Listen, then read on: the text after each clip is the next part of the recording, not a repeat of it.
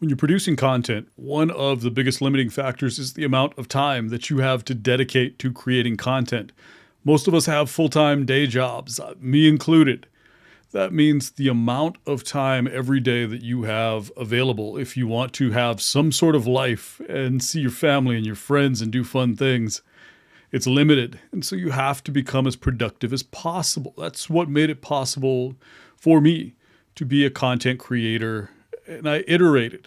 I started with a process where it took me over a week to create a single piece of content. Now I've gotten that down to a couple of hours. I can build high quality written content, video content, posts for Twitter, for LinkedIn very quickly because this system is something that I've been working on for 8 years. So what I want to do in this video is share exactly how I create so much content so quickly, and it's engaging. People enjoy it. I get great reviews on what I write because this process helps me put a lot of knowledge, a lot of communication objectives can be achieved in a very small package, meaning it takes me a very small amount of time to produce a very large amount of content.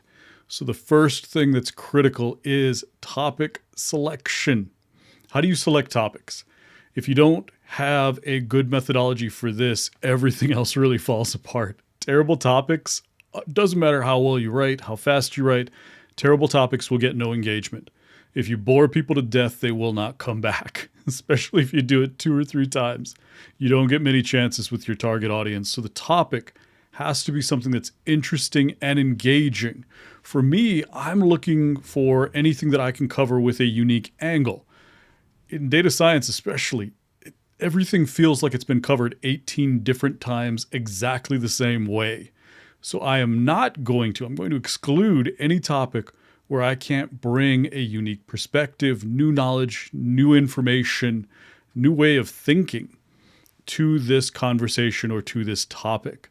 That means being fairly rigorous about weeding out anything where I just go, yes, I could write a cool blog post about this, or yes, I could make a cool video, but it's already been done. Why? Those are not going to be good uses of my time. Won't be of yours either. So find something that you can bring a unique perspective to. Where do you find topics? I listen for questions that people ask a lot. You can listen for it on social media. Twitter's a great place for it. LinkedIn's a good place for it as well. Listen to where people are struggling. What do they have challenges with? You can also do this at work. What are the more junior members of your team struggling with? What is senior leadership struggling with? What successes have you had in solving common business problems that you see a lot of other writers writing about? And those are things that you can bring a unique perspective to. This is how I solved this problem. This is my answer to this particular question.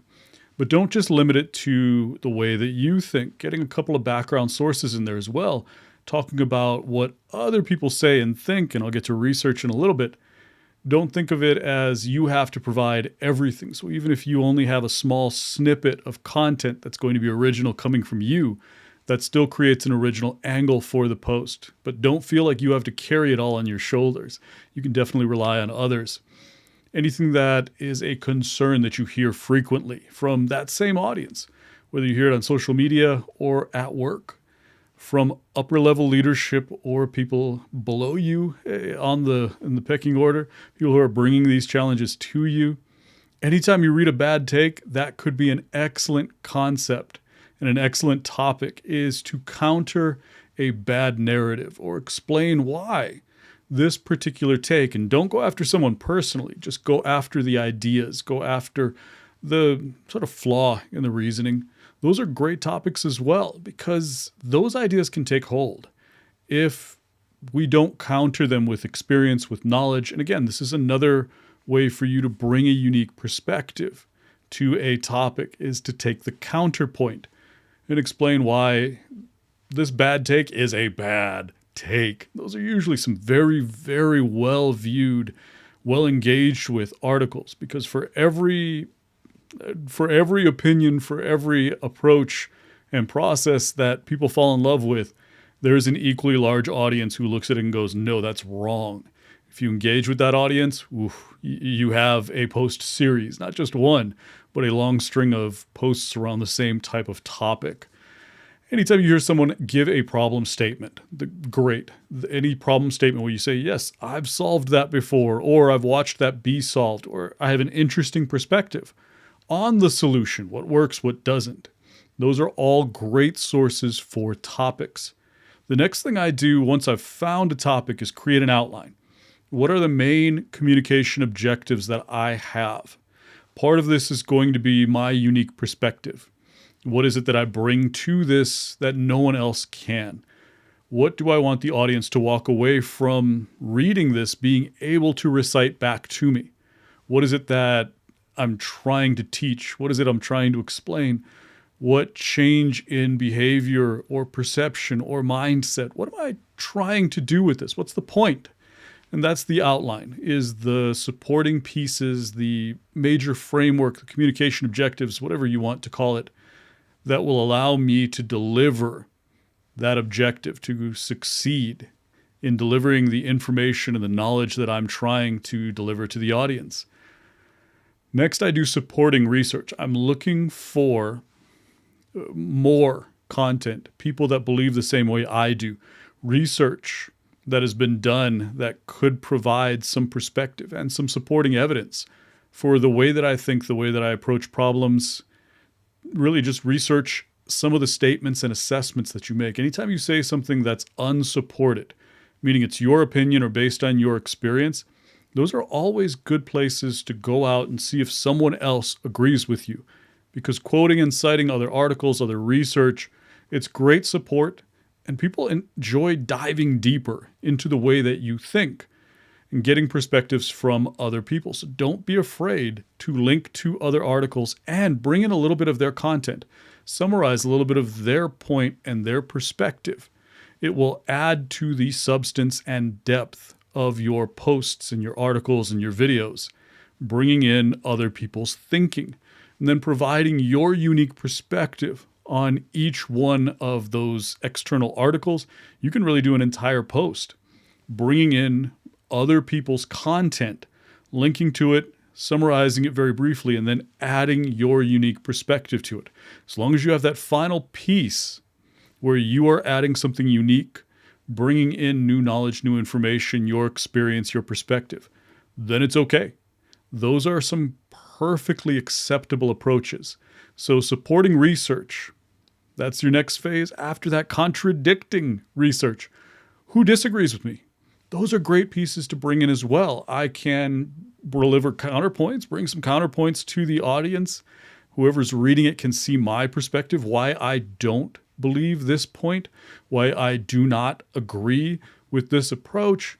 And that's perfectly fine as long as you're not attacking the author. If you're going to the points, the substance of the article, or lack thereof in some cases, and going point by point, just not making it personal, making it about your experience versus their experience, the research that you found versus the research or supporting evidence that they've presented as well, talking about methodologies, approaches, any of that's fair game. Just don't go after the person in a hostile way. You can go after their ideas without invalidating the person's expertise.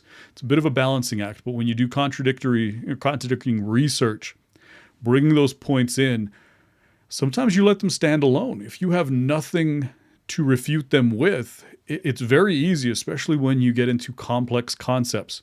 It's very easy for both sides to have merit, for multiple approaches to be valid, for there to be reasons why sometimes you go with this approach, sometimes they go with that approach, sometimes you go with my approach.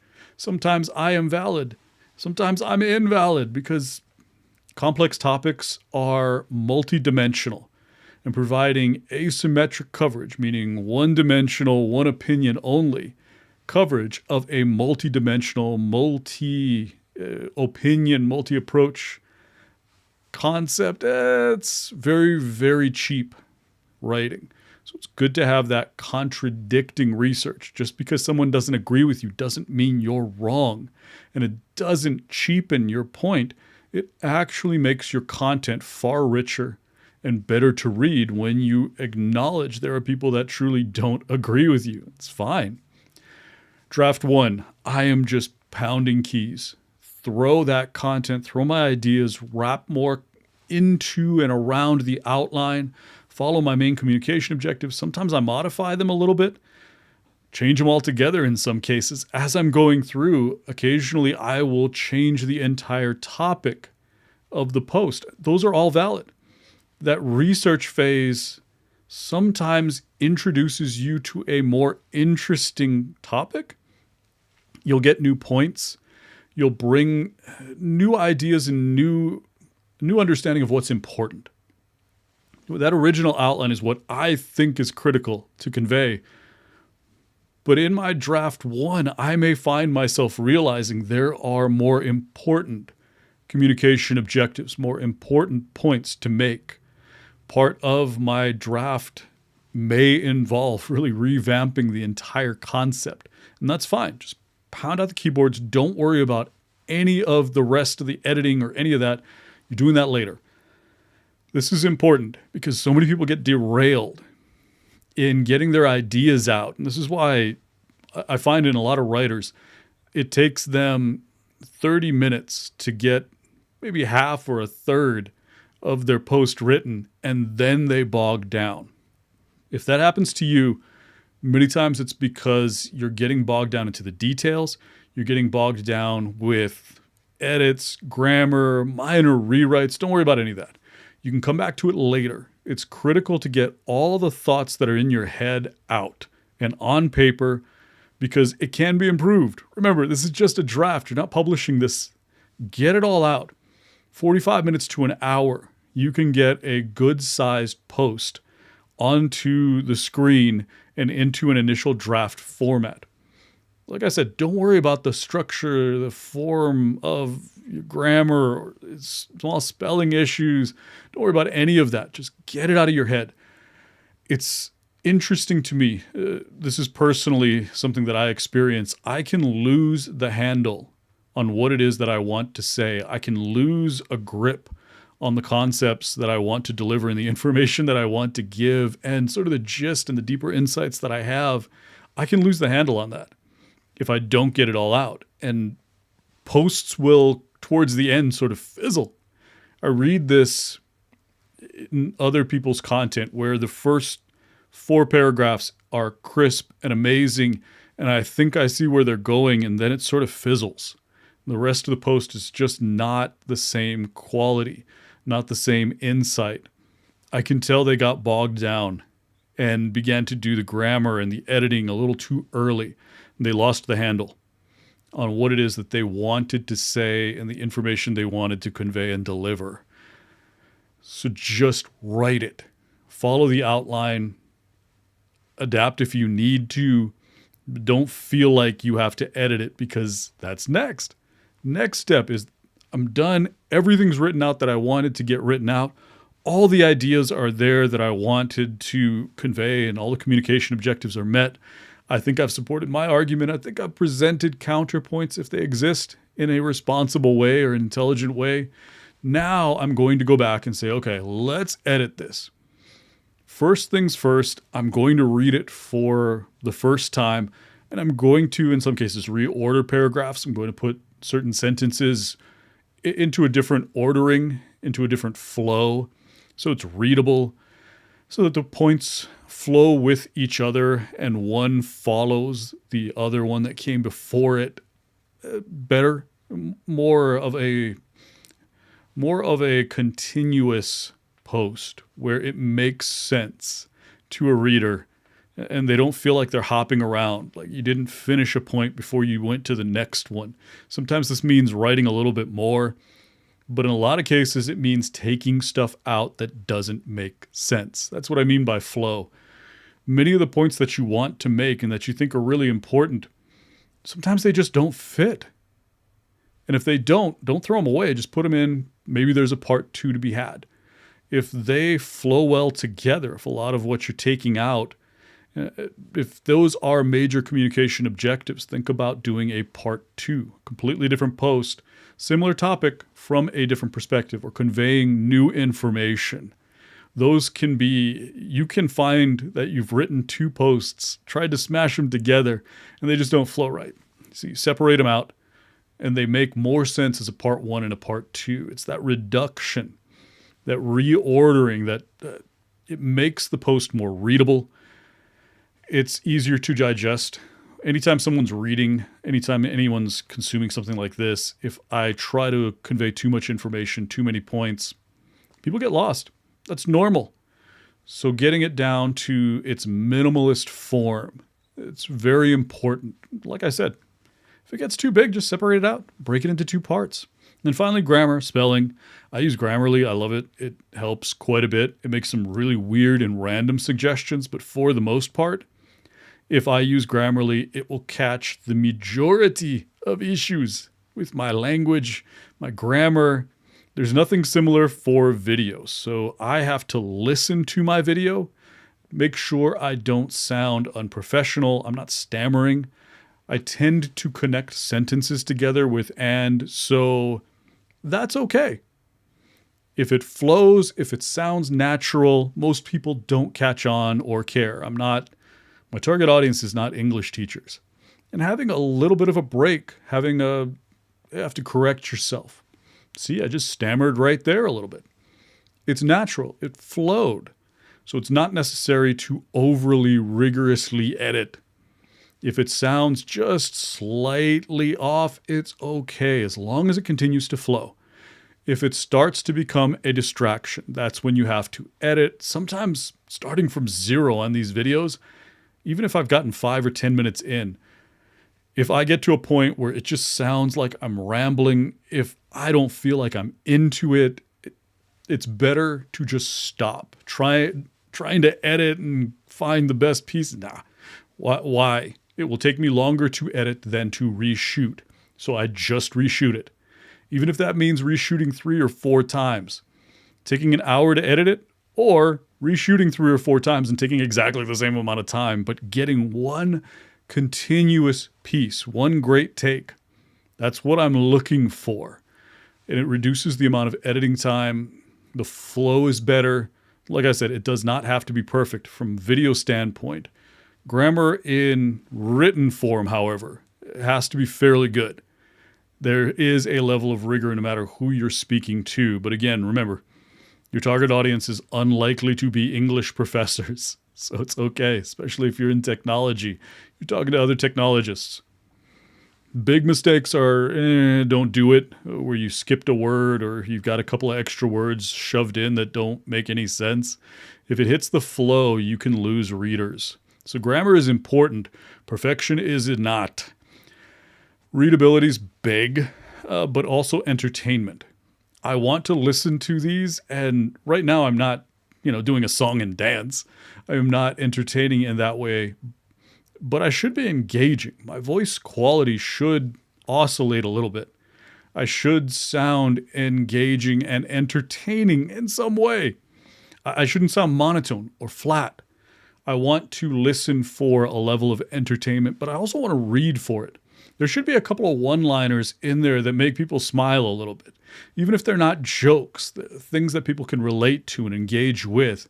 Feel like you are speaking to them as individuals, not some grand random audience you're disconnecting yourself when you're not at least somewhat entertaining and engaging. So I'll read it a third time to make sure that there is some form of entertainment or engagement incorporated in throughout. It's very easy for people to get bored and just go, I can't do this anymore. With videos especially.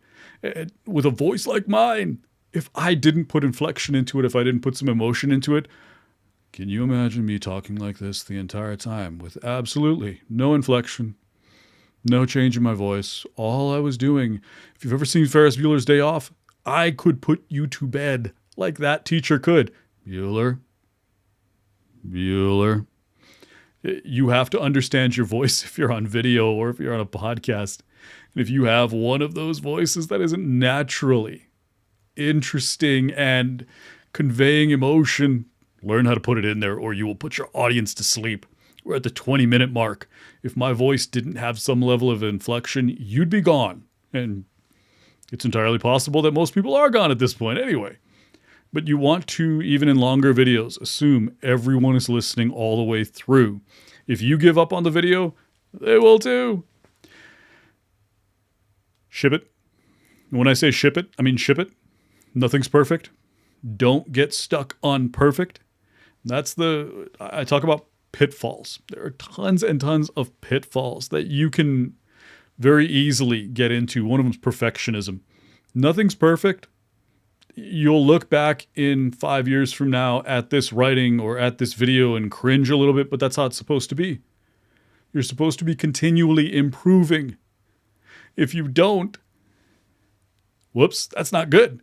You should, if you're doing it right. In 2 years, look back at what you wrote now and say, wow, that was not my best work. Of course not. You've been doing it for 2 more years. What do you think? You're going to stop improving? There's no such thing as perfect. So don't wait for the perfect draft. Ship it. When it's good enough, get it out there. If it informs your audience, if it conveys the points, if it's got all of the major pieces of quality content, just put it out there. Don't hold on to it for another 2 weeks and realize that what you've improved really isn't very much. Sometimes holding it for 2 weeks means it never sees the light of day. So ship it. It doesn't have to be perfect.